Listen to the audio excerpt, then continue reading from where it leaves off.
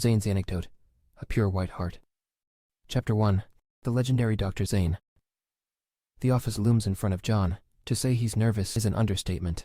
Since the beginning of his internship at Oxo Hospital, he has heard rumors about the chief of surgery, Dr. Zayne. They say he's an extremely cold person. He never talks to interns unless it's about work. If he finds out you made a mistake, he rips you a new one.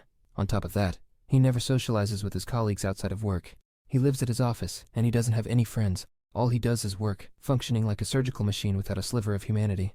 They also say Zayne knows the best ways to get to your heart. Literally. He's the best cardiac surgeon in Lincoln City, and even more so in the medical field. That's why, despite being terrified of him, interns all hope to learn from him. John is one such intern. The moment he realized he was assigned to the division of cardiac surgery this week, he was so excited and nervous that he couldn't sleep for the past 2 days. He stands now, with 2 dark circles under his eyes, outside the office door. Opening the door, John is greeted by the sight of a spacious, neat office. Zayne is eating his lunch at his desk, completely unperturbed. Other than eating, he occasionally pushes up his gold-rimmed glasses. Zayne turns his head when John walks over. The mere movement fills John with excitement. Hello, Dr. Zayne. I'm an intern at the Division of Cardiac Surgery this week. I'm John. As he stumbles through the first few sentences, he realizes Zayne looked at his computer, not him. John speaks faster. His name, school, major, and how long he had been at the previous division. Dr. Zayne would want him to condense everything within 1 minute. Zayne says nothing. By the time John is done, he finishes his meal. Everything he does is calculated. Quick. Zayne puts the chopsticks in the box, closes the lid, and puts everything in the trash after cleaning his desk. Then, he wipes down his hands with a wipe and uses a hand sanitizer. Picking up his access card and leaving his office, Zayne finally speaks to John. The next surgery will involve cardiopulmonary bypass. Observe. Speak up if you have any questions. Chapter 2. Expert Surgeon. The operating room is quiet. Under the light, the patient's chest cavity is already open. Intubate. Aorta, superior and inferior vena cava. Zayne oversees the progress, guiding the first and second surgeon's assistants for the upcoming tasks. Cardiopulmonary bypass. Administer the cardioplegia. The blood pumps steadily through the heart-lung machine. Within moments, the exposed heart stops beating. All right, let me do it. Zayne takes over the first assistant's work once everything is stable. John stands the furthest away. He strains to see what Zayne is doing, but he can't see anything. John is a little annoyed. He imagines it would be great if he could be Zayne's surgical assistant. Not only could he witness the operation process up close, but he could also get Zayne's guidance. But if he isn't good enough, he'll be reprimanded. John pales at the thought of being scolded by the doctor. The surgery is extraordinarily long. Standing in silence for a while is tiring for everyone except Zayne and the first assistant, Grayson. It's Grayson who breaks the silence. What did you do in the operating room before, John? Startled, John knows the most stressful moment for all interns is upon him, being asked a question by someone higher in the hospital hierarchy. I worked with Dr. Lewis, hepatobiliary, and pulled the hooks during surgery. Grayson smiles. Dr. Lewis, huh? He's a great teacher. He invited us to his place for cow dung hot pot after an operation once. John has tried it before. Cow dung hot pot. That's the one where they mix a cow's half-digested stomach contents and bile, right? The nurse shudders. Half-digested food? Bile? Is that edible? And isn't bile bitter? The moment Grayson opens his mouth, words just stream out like a fountain. It's only a little bitter. It's quite nice when you eat it hot. Dr. Lewis didn't have any, though, because he was called back to the hospital. Something about a student losing something in the lab. When the conversation becomes more and more lively, Zayne suddenly speaks. Maybe they lost a gallbladder. Grayson's smile stiffens. Everyone straightens their posture, their expressions more serious than the ones they'd have if they were yelled at. John can't decide if Zayne is joining in on the fun or reminding everyone that they're working. All he knows is that his stomach is churning, and he can't help but think, this expert heart surgeon is truly terrifying. Chapter 3. Scarier than a demon. The next morning, 2 sets of mismatched footsteps echo down the hall. One is quick and heavy, while the other follows hurriedly. You didn't say much yesterday. I didn't expect you'd be so lively. The moment they go upstairs, Grayson is bombarded with John's questions about Zayne. It gives him a headache. Well, Dr. Zayne isn't here, and checking patients is relatively easy. I'm not as nervous. It's only easy because you haven't met any with particularly nasty attitudes, the kind that refuse to be treated or take their medicine. Grayson shakes his head with a pretense of maturity. You know nothing. As they speak, they arrive at the door of Ward 3. When John notices where they are, he recalls relevant information. Zach, the patient in Ward 3's bed 12, underwent a heart valve replacement surgery last week. He has to stay in the hospital for 3 weeks for observation and is expected to be discharged this week. Then what should I do if I encounter even an unusual noise comes through the door before John can even finish his question? Hurry. Careful now. Sir, you're going to hurt your teeth. Damn it. He's definitely causing trouble again. Grayson says as he pushes open the door. Help us. John follows. Inside, 2 nurses are holding down Zach, tying him down. By the time Grayson approaches them, the nurses have tightened the last strap. Another nurse reaches for whatever he's biting down on. He resists, twisting and turning as he cries out. What happened to the special care we were supposed to give? Grayson asks. What's in his mouth? An access card. The nurse is sweating from tying up Zach, or maybe from anger. He took it when I wasn't looking. John looks at Zach, who is unable to move but still restless. Do we need sedatives? He has a history of cerebral infarction, so let's avoid that if possible. Leave it to me. Grayson maneuvers behind the nurse on the left and reaches for the access card tightly clenched between Zach's teeth. Zach mumbles something incoherent, but from his tone, it's clear that he's saying he'll swallow the card if anyone tries to take it from him. The access card is small. If he really wants to, he could definitely do it. Grayson doesn't want to force it, so he backs off. Just then, someone opens the door. Everyone is quiet. Only Zach, who has his eyes closed, is still crying out. Zayne nears the bed and knocks on the bedside table. Where does it hurt? The moment he speaks, Zach stops moving. Opening his eyes, Zach catches a glimpse of Zayne. The old man swallows his cry, and the only thing that can be heard is his unsteady breathing. After a while, Zach tucks his chin in and looks away. Within moments he goes from a stubborn old man to a guilty child. Zayne points at his mouth. Zach loosens his jaw, but he still holds on to the access card. Spit it out. Zayne sounds calm, but everyone around him shudders at his words. Zach finally spits out the card. He quickly begins to talk. I'm so bored. No one would talk to me, so I thought. Zayne looks at the old man and says nothing, his eyes revealing nothing. I'll stay with you. Zach gulps, wraps himself in his duvet, and lies back down on the bed without a word. Zayne looks away from the old man and mutters something to the nurse. Then he leaves. The ward falls quiet, as if the commotion earlier didn't happen at all. John tries to calm his racing heart, and a chill racks his entire body. Dr. Zayne is scary by being able to frighten even an old man. Chapter 4. Under the Sunlight.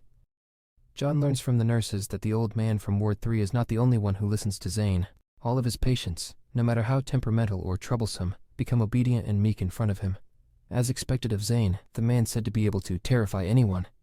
In front of the building, the moment Grayson hears Zayne the Terrifying, he laughs so hard he's almost sent to psychiatrics. John instantly regrets saying those words, worried it'll make its way to Zayne. He repeatedly shushes Grayson. Grayson slowly stops laughing. When I first met Zayne, I felt the same way. He had this stay away vibe. John nods. Yes, the stay away vibe is strong. But Zayne isn't that hard to get to know, Grayson says with a smile, patting John's shoulder. The sun shines on the garden. Most people sitting on the grass are wearing hospital gowns or trying to find a good spot to sit in the sun. John looks for Zach in the crowd. He heard from the other patients in Ward 3 that the old man got permission from the nurses to stretch his legs. After doing half a lap around the garden, John finally sees a familiar group of elderly people. He spots Zach sitting at a stone table, his hand lifting and lowering from time to time. He's playing chess.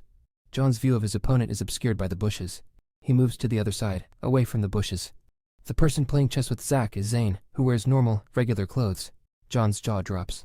According to the schedule at the hospital, it's Zayne's day off today. Zayne only takes a day or two off every month, but here he is spending his precious downtime playing chess with Zach.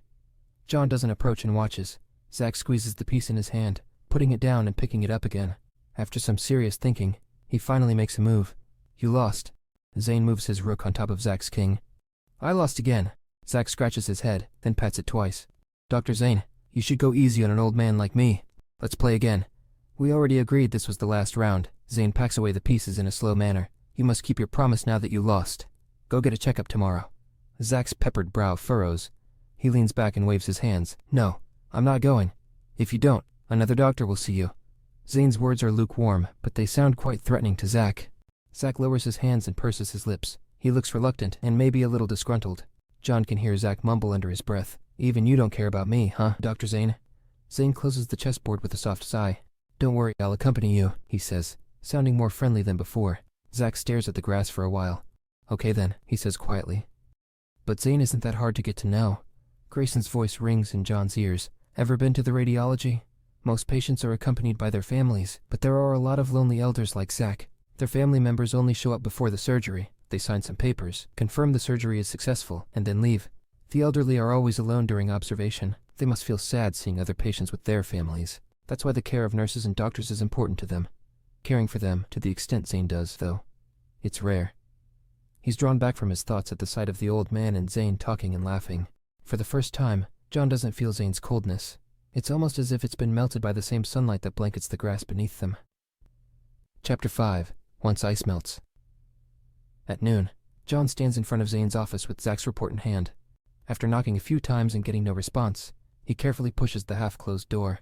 Inside, Zayne is leaning back against his chair. His eyes are closed, appearing to be asleep. John tiptoes into the office and places the report on the table.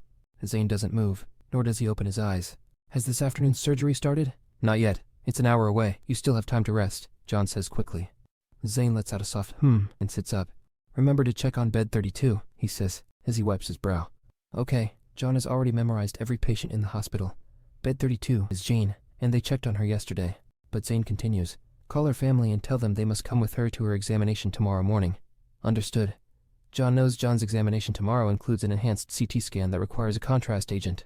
If they can't make it, you go with her. Right, John says after a pause. Zayne notices John's brief hesitation. Is there a problem? He asks, glancing at him. John, no longer as scared of Zayne as before, speaks, albeit still a little wearily. Jane doesn't seem to trust me that much. Wouldn't it be a bit... Zayne thinks for a bit. When I first started, I did a lot to earn the trust of my patients. They know who actually cares about them. After a few beats of silence, John says, I understand. Every intern is prone to be influenced by powerful teachers. That's why at this moment, John feels Zayne's teachings have been ingrained into him. Chapter 6. The Best Doctor. The next morning, as John is taking Jean back to the ward, his phone starts ringing. The caller ID shows it's a nurse from the Division of Cardiac Surgery. The nurse speaks concisely through the phone. Zayne's second assistant is unwell. John is to replace him immediately. The info takes John by surprise. He struggles to process it and is a little stunned. It isn't until he's changed into his lab coat does he truly realize he has the opportunity to be Zayne's assistant. After confirming that he has properly put on his mask, cap, and shoes in the mirror, John sanitizes his hands and watches as the door to the operating room slowly opens before him. Under the light, Zayne stands by the operating table. Beside him, there is an empty spot where the second assistant should be. John can hardly believe it. He is actually allowed to stand there. It's a heart transplant surgery with a difficulty akin to walking on a tightrope on a cliff. Any small mistake could result in severe bleeding for the patient. John carefully observes and performs his assigned tasks, and when it comes to the crucial moment, he doesn't even dare to blink. He watches as Zayne's hands skillfully manipulate the surgical tools, implanting the artificial heart, and completing the positioning of the other devices. Everything is ready, and the pump has been turned off. Now all that's left is to wait for the heartbeat. 1, 2, 3. John holds his breath and focuses, silently counting the seconds in his mind. It feels like a century. Then, the data appears. The patient's heart beats once more. The artificial heart is working. A man deemed to be dying in the medical field is alive again. Although John had a thorough understanding of this technique back in med school, he now realizes that theory is no match for practice. This experience is surreal, leaving him in awe. He can't help but look at Zayne, trying to find a similar excitement in the surgeon's eyes, but Zayne simply announces the success of the surgery calmly. Then, he turns and walks away from the operating table. That's right, Dr. Zayne should be used to this type of surgery by now. After leaving the operating room, John still can't help but want to talk to Zayne. Before Zayne can leave, John asks hesitantly, Dr. Zayne, why did you call for me today? Zayne continues washing his hands without even looking up. You needed to write a paper about this subject. John is taken aback, his gratitude preventing him from fully expressing himself. He settles for a simple, thank you, Dr. Zayne. As his time at the Division of Cardiac Surgery approaches its end, John is reluctant to leave. His fear of Zayne has, little by little, begun to melt in the warm sun since that day in the garden, completely disappearing in the operating room. The day before he's scheduled to leave, a student who is about to be rotated in approaches him and asks, how is it to work with Dr. Zayne? I heard he's scary, but he's a really good surgeon. I'm conflicted. Now hearing others describe Zayne as scary makes John want to defend him. Don't listen to them. Dr. Zayne isn't scary at all. John is at a loss for words, and despite rattling his brain for half a day, all he can say is this. He's the best doctor I've ever had the pleasure to meet.